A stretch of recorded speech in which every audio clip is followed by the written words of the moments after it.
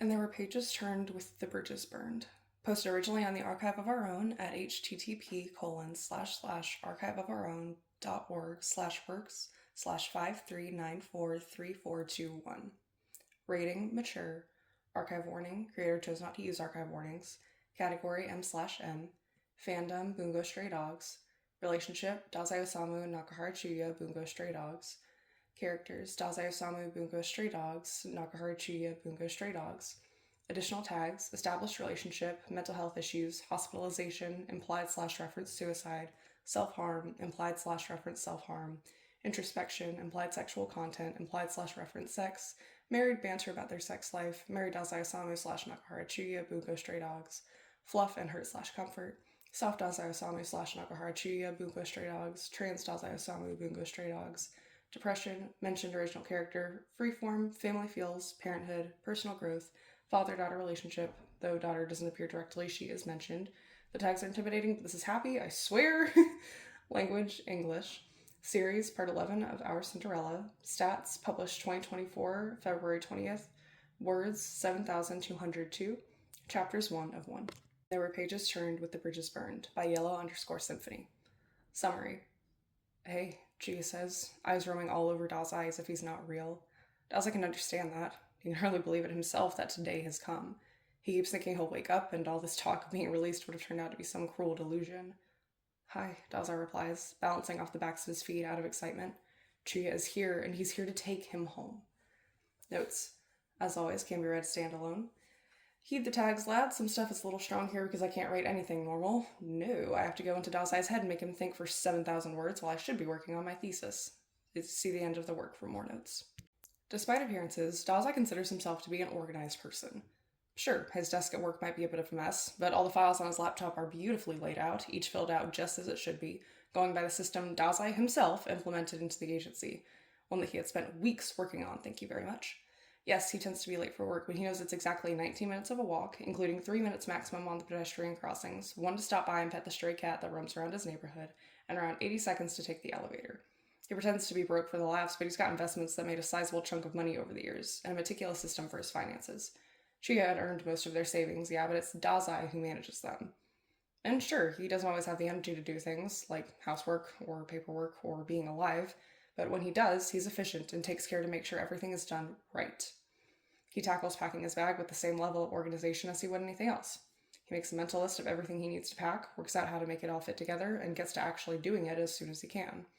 It's overall an efficient process. Only once or twice Dazai stops with something in his hands and lets his mind wander, but there's so few items that actually elicit any kind of positive feelings that he doesn't let himself stew on them long. The ones he knew would make him pause, he'd left for the end. They're the most fragile anyway, so they'll go on the top of the bag, in a folder he'd been given by one of the receptionists. A quick glance at the clock tells him he's still got 2 hours, which is more than enough time to let himself be a little sentimental. The room Dazai had been staying in is, overall, lifeless. There's not much one could do in terms of interior decorating in a psychiatric hospital, not when you house people that have tried, to kill themselves or somebody else if given a sharp enough pen. No plants, no knickknacks, no string lights, no artwork on the walls, just a few furniture pieces fitted into the wall, a sort of comfortable bed with breathable bed sheets so you can't suffocate yourself, by accident or otherwise, and not even any electrical outlets. It's not like they even let them have phones at night, but it got infuriating when Dazai's Kindle would run out of battery and he'd have to ask the nurse to get it charged each time. When it comes to things Dazai was allowed to bring, the list was unbelievably small and sad, befitting to how he fit most of the time staying there. At least he got to have some of his own clothes, though there were also limitations. No shoelaces, no belts, no hoodies. Apparently there's a risk of strangling yourself with the drawstrings, which Dazai had no idea was even a thing. Though he wasn't allowed to enter with any of bandages on his body or in his luggage, she had a small-scale war with the nursing staff about what he brought Dazai in all those months ago. In the end, it was still a no. Dazai got to wear long sleeves, turtlenecks, and when a turtleneck felt too suffocating, a soft cloth choker to cover the rope burn scar on his neck.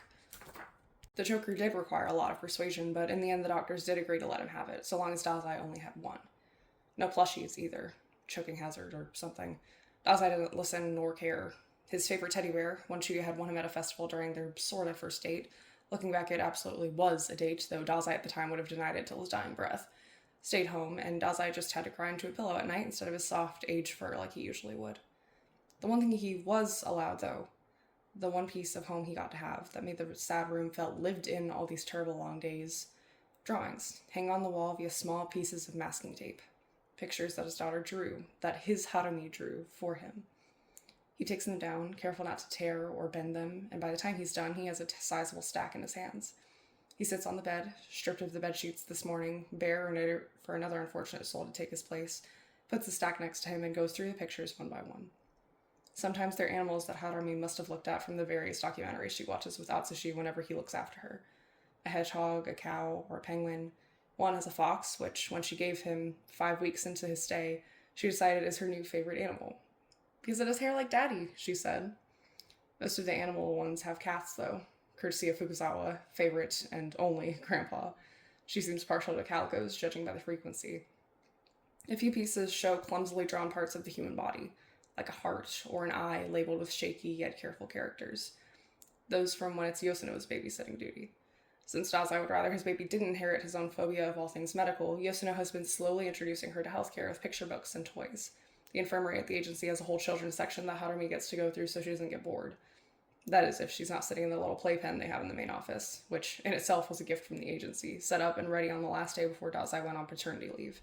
They threw him a whole damn farewell party with snacks and gifts and cards, and Dazai cried, which no one was surprised about because he cried at the drop of a hat when pregnant, but turned into actual, honest-to-God sobbing when he saw the playpen. It was funny in retrospect. Everyone lost their shit trying to console him. Someone even called Chuya in a panic, who just laughed and hung up on them. The majority of the drawings, though, show people, ones Dazai would ordinarily see day to day. Harumi would draw favorite moments of her day, and whenever she and Chuya would visit him, she'd tell him exactly what the scene was, turning to Chuya if she couldn't remember exactly or who was missing an appropriate word. Her and Rampo playing with handheld consoles, her and Yosuno playing doctor, Asashi taking her to the zoo, Chuya and Fukuzawa in a meeting, Koyo taking her to buy a new dress. So he wouldn't miss everybody so much, she'd explained. He absolutely didn't almost cheer up. Chuya did, and Dazai rightfully made fun of him for it. A lot of them, understandably, have Chuya as the focal point. Dazai might be a little biased, but these are his favorite. Although Harumi is still little, so her dexterity isn't quite there yet, and the stick figures don't always look very accurate, it is easy to distinguish the supposed to be Chuya from anything else. Bright blue dots for eyes, the signature orange wavy squiggles for hair. Credit where credit is due, though. Harumi even switches up the hairstyle sometimes. Some drawn Chuyas have a messy orange ball on top of their head, representing a bun, which he does wear when he's at home.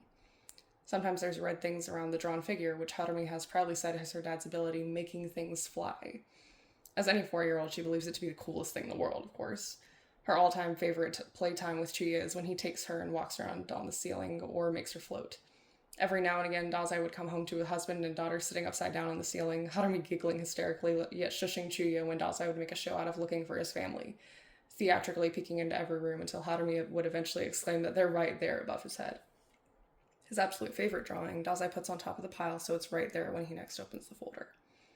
In the middle stand 3 stick figures. The tallest one in the center, brown hair, brown eyes, and a smile a little smaller than the other 2, with 2 smaller ones around it. The smallest one, brown hair and eyes as well, but also a red bow on top of its head, has a balloon in its hand, while the other, long orange squiggles, blue eyes, and a hard black line through its neck, holds a flower. Other figures surround them, one with a cape and glasses, one with a butterfly on its head, one with a cat on its head. Happy Birthday, Papa is written at the top, drawn right on the day. His 26th birthday had passed while being a patient here. Back when he was a teenager, he wouldn't have cared. He was carved not to pay attention to such sentimentalities. With age, with his slowly growing family and circle of friends, he learned to cherish that day. Learned to let himself be cared for, be loved, appreciated even. It felt like a special kind of hell, knowing he'd be spending that day in here too. He didn't, though. Chuya had gotten permission to get Dazai out for the day, just this once. A party would overwhelm him, especially given that he hadn't been in a crowd in, 5 months? So it was just who Dazai considered his family. Himself and Chuya, Harumi, Rampo, Yosuno, Fukuzawa. They had lunch in a cafe, then spent the day in Fukuzawa's house, finally having dinner that consisted of all his favorite dishes. Chuya made tiramisu, which had been Dazai's favorite dessert ever since they'd had a mission in Italy that age of 16, and there was chocolate cake so rich even Rampo had trouble finishing more than 3 pieces. He'd gotten gifts and cards from everyone at the agency, and some from the Mafia as well, exclaiming well wishes and hopes to see him soon outside of a phone call that Rampo would initiate once a month and involve most people from the office. He said his goodbyes early. He had to be back by 9, like some teenage boy with a curfew, and before taking him back to the hospital, Chuya brought him to a love hotel that was definitely overpriced, but at least had a hot tub. Chuya got to spoil him as he loves to do on his birthday, and Dazai got to feel normal. They talked and cuddled, and Dazai feels overwhelmed just thinking about that one evening.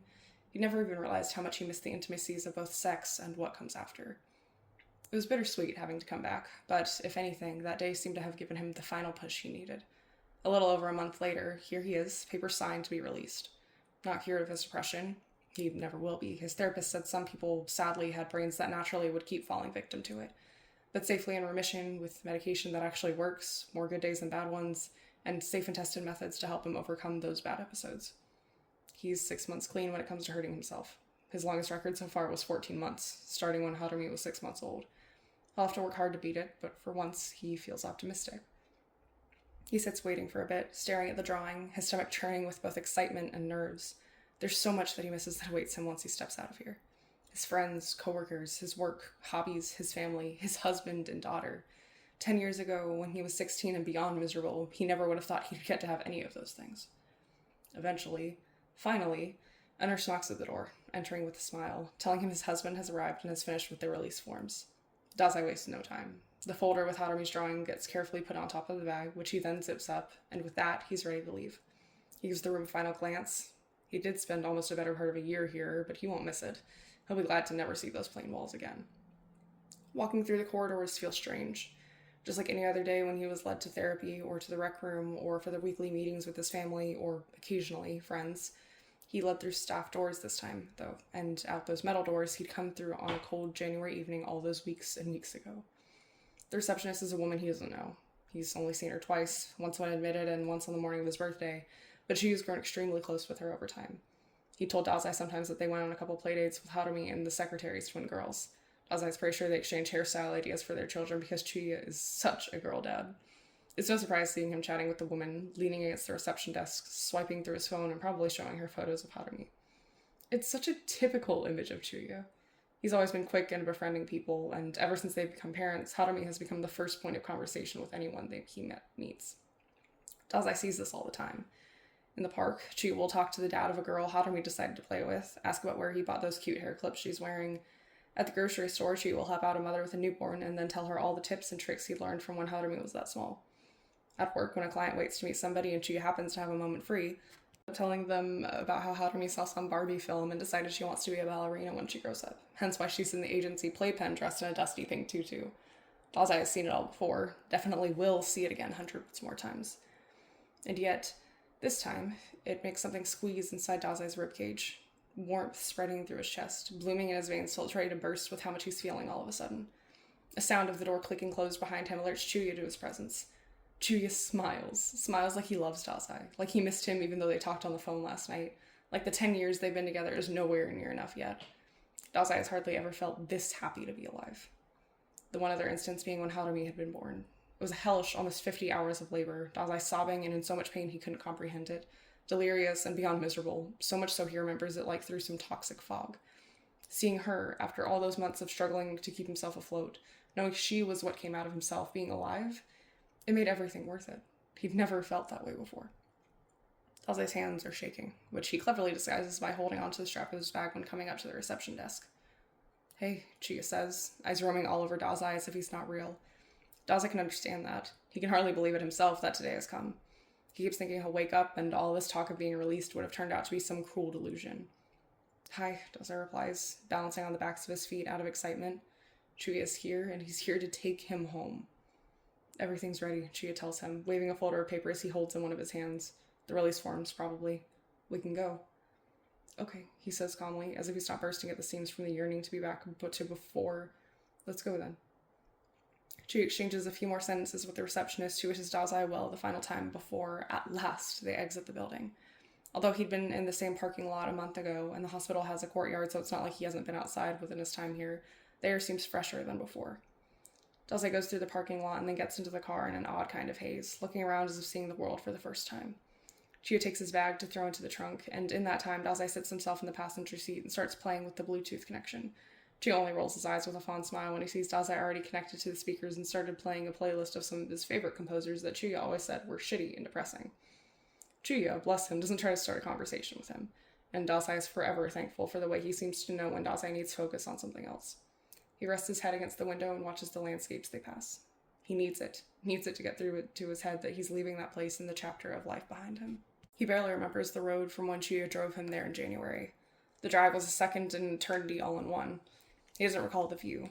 Instead, there's the panicked way his fingers kept twitching with the need to scratch at his arms, at the cuts that he'd put there yet again. He'd come to himself every day for over a week, to the point that there was no space left. To the point he wondered if cutting across his neck would be enough to soothe the need to prove to himself he can still feel. He hadn't had a relapse this bad in almost 4 years. The wounds had still been bleeding. He could almost feel the prickling in his arms and the copper smell of blood in the car. A lot of that time he doesn't remember at all, or only vaguely recalls it. Before it, there were months of feeling that familiar numbness that never seems to leave him for long, no matter what he does. The nothingness, aching like something was long gone from deep within him. Bad day on top of a bad week on top of a bad month for so long, till the first time in a long time he started hurting himself without feeling the need to stop, and thought, I want to die, I really do. Ached, long, craved, needed to die. It was scary. Terrifying. After finding reasons to live, after fighting and bleeding to make himself realize life was what he wanted, getting an urge so violent to rip it away from himself, it was revolting to feel. The depressive mania persisted, and that's when things get really fuzzy in his memory. He knows he told Chuya. He came to him after Chuya had put Harume to sleep, his arms dripping blood and eyes dripping tears, both wetting the carpet, and I need help on his lips. He can't recall saying goodbye to Harume. He doesn't know what Chuya told her, either. He just knows he spent the next days in a haze, blade to his skin if left unsupervised, until someone's hands had pulled it away, in bed, unmoving and unresponsive, until he had been led to the car. In the car, there was a smell of copper. If Dazai really focuses, he can see the faint splatter of blood on the upholstery. The itching of his arms, his entire body trembling, eyes unseeing and crying. He knows he was speaking, but he doesn't recall what. Babbling nonsense, probably. He'd ask Chuya, but he doesn't want to reopen the wound. He's sure Chuya must have been horrified by the whole thing. So he doesn't. Dazai just glances out the window, commits the trees and houses and sparkles in the water to his memory, letting that night fade out of existence. All that matters from here on out is today, and where he goes from now on. When the front door opens, Dazai's hit with a wave of nostalgia so deep he has to grip the door frame. It's just like he remembers it, and yet it isn't. A few little things here and there that are new, that he's missed, and once again, the guilt he still hadn't managed to get rid of returns full force. Logic and the 6 months of therapy he'd just undergone tell him it was necessary for him to miss out on some things in order to get better. That little voice in his head that refuses to die no matter what tells him Harume spent 6 months without one of her parents, while, in theory, he could have been home instead. Though, where's Harume, he asks. The house is so quiet. There's no squealing, no running to meet him and welcome him back home. Did those 6 months make it so Harume didn't want to welcome him back? She used to do that even if he'd only gone out to do the shopping. Does she think he doesn't love her anymore? Will she resent him for being gone like he suspected she would? She's at Yosuno's, Chuya says from further inside the house. He'd gone to put Dazai's bag away, probably. He emerges a moment later, narrowly missing Dazai's internal freakout. I thought you might need, a day or two of quiet to get used to things again.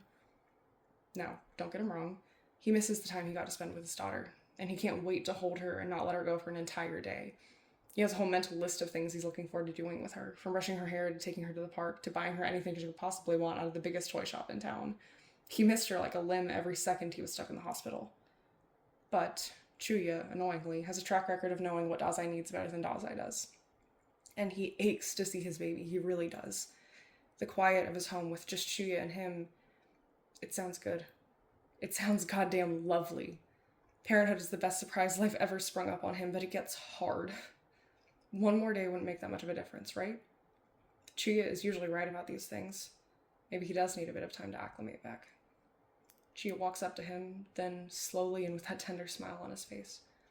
Once they're nothing but a breath apart, one of Chuya's hands is on Dazai's shoulder, the other on his cheek, bare skin on brushing gently as if Dazai is something that needs to be handled with care. Welcome home, Chuya says.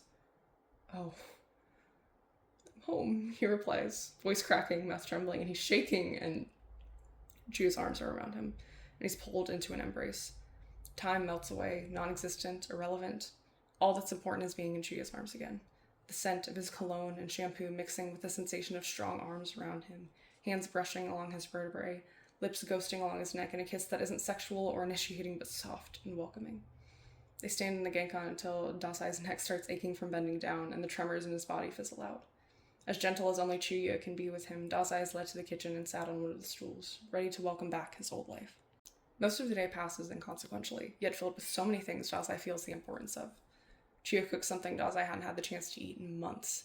It's Dazai a cup of coffee with a splash of lavender syrup that Dazai had loved ever since he first stole it from Rampo's American boyfriend, and they share a piece of cake after lunch.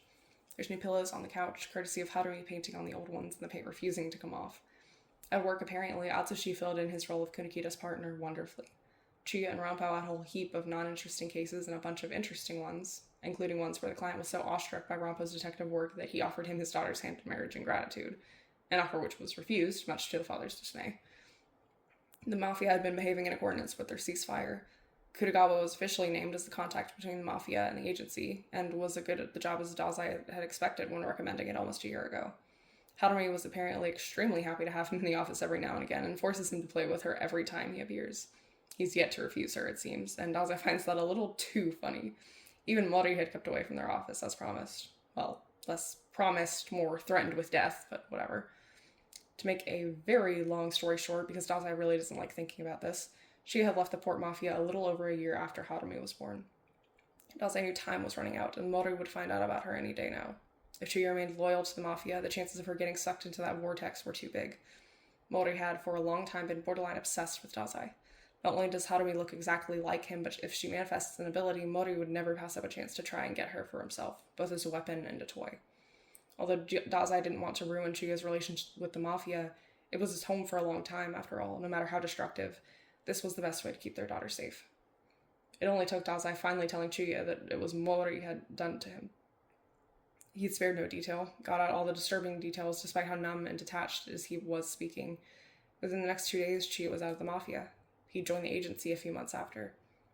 Mori might be a power-hungry pervert with a sick obsession with Dazai, but he's someone that doesn't seem to appreciate the idea of his head being imploded by enough gravitational force to open a black hole. Funny how that is, right? All in all, nothing big had happened. The world hadn't collapsed, some big evil hadn't come to destroy Yokohama, his husband hadn't found a younger and more mentally stable boyfriend, his daughter hadn't magically grown to be 16 years old in the time he hadn't seen her day to day.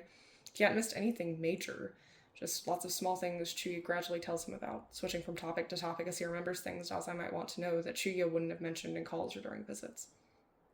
Come the evening, Dazai switches into different clothes and spends what is probably 10 minutes in the bathroom, feeling and smelling the fabric. The hospital washed them with scentless detergent, which makes the usual lavender fabric softener they have at home that much more lovely. He takes off bandages he was allowed to put on for the first time in months. Since, over the years, he'd grown more and more comfortable not wearing them at home. Although he was still wary of short sleeves, he really didn't want Harumi to be scared of him if she ever saw the sorry state his arms were in. His neck was almost always bare at home these days, and if his sleeve happened to slip up, he no longer fell into a state of panic. Home had really, truly become home for him in the last few years. The kind of comfort and safety he'd never dreamt he'd have. It's summer, and Harumi happens not to be home, so he opted for a pair of loose shorts and a short-sleeved t-shirt. At first, he thinks nothing of it. He comes out of the bathroom and makes himself comfortable on the couch next to Chuya, immediately cuddling into him because, duh, he's been denied cuddles for months, so now his plan was to attach himself to Chuya's side for hopefully the rest of forever. Chuya had mentioned a ton of shows and movies Dazai needs to watch. The hospital, of course, had very strict content moderation, and that included no streaming services, only pre-approved content on DVDs, and now Dazai can see he's trying to prioritize which is good enough to watch first.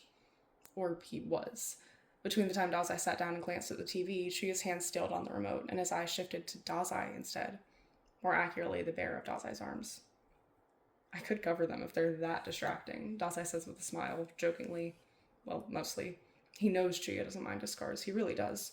But it's been a long time since Chuya got to see him this exposed, and the last time was that relapse in January. The wounds on his arm have all scarred over nicely, but it's not a pretty sight anyway. His forearms are a bit of a topographical nightmare. Don't be stupid, Chuya says instead, glancing up at Dazai. No disgust on his face. Not that Dazai expected any, but it's nice nonetheless. I haven't seen them healed yet, it's all. He extends his own hand, and warm fingers end up tracing patterns on the inside of his forearm, traveling along the bumps and ridges. They must have itched like hell, Chuya inquires, focused now entirely on the map of scar tissue on Dazai's arms. Yeah, he replies simply, settling a bit more comfortably into the couch. He rests his head on top of Chuya's, nosing at a few strands of his hair. They put me in mittens at one point because I couldn't stop scratching them. He hadn't told Chuya at the time because he was embarrassed. The mitts were just like, oh, like those we put on babies so they don't scratch themselves, Chuya snickers. Yep, that. Exactly like those. Less cute though, Dazai answers, smiling to Chuya's hair. No little ribbons or bows or anything like Harumi's had. How tragic. However did you survive? It speaks to the years of their relationship that Dazai can hear the smile in Chuya's voice and can see in his mind's eye what kind of smile it is. Exactly. It's that fond one he has when talking to the younger kids at the agency, or when Dazai is being particularly hopeless at something and Chuya can't comprehend how he'd survived 20-something years without ever using a can opener before. In such dull clothes? No idea. At least that one choker I had gave me some semblance of a personality. Oh, is this the time I remind you of how much you made fun of me when we were teenagers for wearing one? You acted like it was a fucking crime. Dazai snorts. He missed that back and forth. Chuya had been so careful with him, especially when he got admitted at first. It's nice to have their usual banter back. That hat you wore was a crime, first of all, and I'll keep saying that until my dying breath. Second of all, I was gay and repressed, and you looked hot with a choker. What else was I supposed to do but make fun of you? Complimenting me would have worked better, Chuya grumbles. Dazai finally dislodges his arm from Chuya's grip to embrace him, arms and legs, attaching himself to his husband in any way he can. But it did work. Here you are, after all. For better or for worse, here I fucking am, Chuya sighs with fake exasperation. Okay, there, you damn octopus. Pick what you want to watch. What's Chuya's favorite of them all? Why do you always have to ask the hardest fucking questions, he mumbles, but reaches for the remote again, clicking through a few times until he finds something he deems acceptable. Alright, so this one is a guy that I know you'll like because he is as insufferable and annoying as you. His name's... Dazai feels a little like a teenager that night, in the few ways teenhood had been good to him. Watching something with Chuya, trading comments about the action and characters back and forth just like they'd done back then. They never really cuddled much. Having sex was fine, but something as pedestrian as hugging or holding hands had no place on the list of intimacies Dazai was okay with. But the few times they did, Dazai recalls feeling just like he does now. Overwhelmed in the best of ways, warm, comfortable, like nothing outside of Chuya's arm matters. Like the strength of his embrace is what keeps them together. Only as a teen he was also on the verge of a heart attack from the nerves he'd feel each time. Falling asleep on Chuya's couch was common then as well. Only back when they were two awkward teenagers navigating through falling in love for the first time. Chuya would either leave him on the couch or wake him up and half drag him to the guest room. You know, Dazai murmurs, a dozen or so episodes later, both of them laid out on the couch tangled in each other. Do you remember when we were teenagers and we watched movies at your place like that? Chuya makes an affirming noise. Dazai can feel him nodding as well against his chest. When I'd almost fall asleep on the couch, I always hoped he'd carry me to bed instead of waking me up, Dazai confesses quietly, hand through Chuya's hair. He'd been brushing it with his fingers absent-mindedly for the past half hour or so. I wasn't so much taller than you then, so I thought you'd randomly do it if you thought I was really asleep, I guess. He laughs. Dazai at the time, 16, awkward, and allergic to the thought of ever voicing he has feelings, would have likely shot himself in the head sooner than telling Chuya something like this. Something that made him sound like he really was a 16-year-old fantasizing about his crush. How scandalous, indeed. Really, Chuya asks, sounding more awake and like he absolutely doesn't believe a single thing Dazai is saying. No fucking way. It's true, Dazai hums. Though I don't think I'd be able to keep pretending to be asleep. Remember when we held hands for the first time at that one banquet? Oh, don't remind me, his husband groans, smushing his face further into Dazai's shoulder for good measure. We were so fucking awkward. I don't think I looked at you once that entire fucking party, and we were there for 6 hours. My hands were shaking, I remember. Please, mine were sweating. I thought you'd never want to hold hands with me again. Mafia does weird things to kids, Dazai muses out loud. We acted like such normal kids with things like that. It's almost strange we were the same people who would end up fucking in every bathroom we could find on a mission a year after that. If it were only the bathrooms, Chuya snorts. We were awful. That one time in the elevator. Don't even mention that, Dazai shrieks, smacking his shoulder for good measure. That was far worse for me than you. I got caught on my knees. At least you were wearing pants. I had to live with the knowledge that Hirozu-san saw me like that, pussy out. One of my shoes was in my hand. I don't even remember why. I think it fell off your foot and I made you hold it so we didn't forget it. Right, because I would just forget it and not notice walking out with one shoe. You really weren't that good at eating me out, and I'd get that fucked out. Don't flatter yourself. Chuya rises on his elbows, and although the room is dim, with only the TV and setting sunlight illuminating the space, Dazai can perfectly see the cocky grin on his husband's face. I think it's only appropriate I get to defend my honor and prove you wrong, he drawls out, one hand scratching at Dazai's side just a little too forcefully, making him shiver. I'm not wearing any shoes, Dazai quips. Chuya rolls his eyes, but then hops off the couch. Dazai expects a hand to drag him up and towards their bed. What he doesn't expect is arms under him, one under his back, the other under his bent knees, and... he wasn't even baiting Chuya when talking about how he wanted to be carried to bed when he was younger. How's that for you? Chuya asks, absolutely casual and as if carrying a 26-year-old adult isn't that hard at all. It isn't like Chuya has never carried him before, but any other time Dazai had been unconscious or actively dying. As good as those teenage fantasies. I don't know, Dazai says, ignoring Chia's snickering at how breathless he's sounding. You need to take me to bed so I can judge the whole thing. His arms wind up around Chia's neck, and he knows he must look so love-struck, it's stupid. You know, I never fantasized about you carrying me since your arms are like twigs. Hey, when you'd be asleep on my couch, like too asleep to drag you to the guest room, sometimes I would kiss your head. His breath catches. You did? Yeah. I'd run away right after, though, because I was scared it'd wake you up. Couldn't help myself, though. Good thing Chia looks just as in love as Dazai feels. Morning comes to a gentle summer sunlight streaming through the curtains. Not too prominent yet, telling Dazai it's still rather early in the day. A hand is running through his hair. His eyes slowly focus on Chuya, lying next to him on his side, smiling as he sees Dazai come to. Morning, Dazai whispers, not quite ready to fully wake up yet, so he nuzzles his face back into the pillow, one eye completely closed as it smushes into the fabric, the other half-lidded and clumsily trying to blink back sleep from his mind. All is quiet for a moment, the room still and content with the calm of the morning. The spell breaks when Chuya's hand abruptly leaves his hair. Dazai clumsily grabs at it with the intent to be soft and sappy, as is his God-given right before 7 in the morning, when it feels like a bucket of cold water gets dumped on his head. Chuya's hand, his whole arm, is trembling. A shaky inhale follows. Dazai turns his head fully to open both eyes. He sees Chuya, hair still tousled with sleep, an indent from the pillow on one of his cheeks. His blue eyes, those lovely, beautiful ocean eyes, looking down at nothing, Chuya biting his lip, shaking with tears streaming down, too quick for him to blink them back. It's not calm either. It's tremors and violent waves of tears down his face and wetting the pillow, hurried breathing and choking sobs reverberating from his chest. Chuya, Dazai is on him immediately, hand on his head and in his hair while the other runs up and down his arm. Mind running 1,000 miles a minute, thinking, what on earth? It's fine, Chuya chokes out, hands coming up to cover his mouth as he lets out a few sobs, soul-crushing and so awful, and Dazai doesn't know what to do. What's wrong, he asks, eyes roaming all over Chuya's figure, as if somehow he'll get a clue as to what upsets him. What could be wrong? It could be nightmares, but Chuya looked fine moments ago. He really doesn't understand. Chuya's hands fall from his face, and Dazai really doesn't understand. In the midst of what honestly is a crying fit, Chuya is smiling. Sorry, Chuya tells him, wiping at his eyes, and he laughs, then, a bit hysterical, still through waves of tears. This is really stupid, he speaks, slowly trying to breathe as the whole thing seems to be through the worst of it. This is the first time I've seen you wake up with me in so long, and more tears follow in quick succession, but he seems somewhat composed this time, trying to look at Dazai and extend a shaky hand, trembling fingers touching his face. Missed you so much, Chuya says, wobbly smile on his lips, biting his cheek in a habit Dazai never did manage to break him out of. I missed you too, Dazai quietly replies. He lays down again, drawing Chuya close to him, an embrace both delicate yet firm enough to soothe. You can't just start crying like that, it freaks me out. Sorry. At least tell me if it's good tears first next time.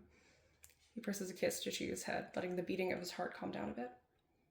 You're not just gonna cry on me every morning now, are you? Dazai jokingly asks. Chuya smacks him on the arm with no real force behind it. It's a bit more unusual, at least, but it lacks any reply.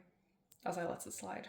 The past months, if not years, it's always been Chuya comforting him.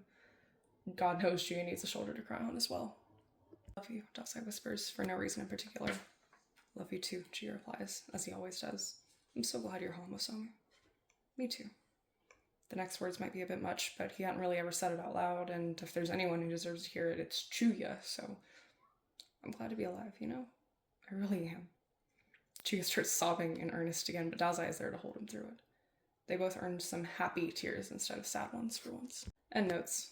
My favorite things I had to incorporate, including but not limited to: Dazai getting better, Chuya crying, Fukuzawa being a dad to Yoshino, Rampo, and Dazai, and, of course, soft boys and forehead kisses.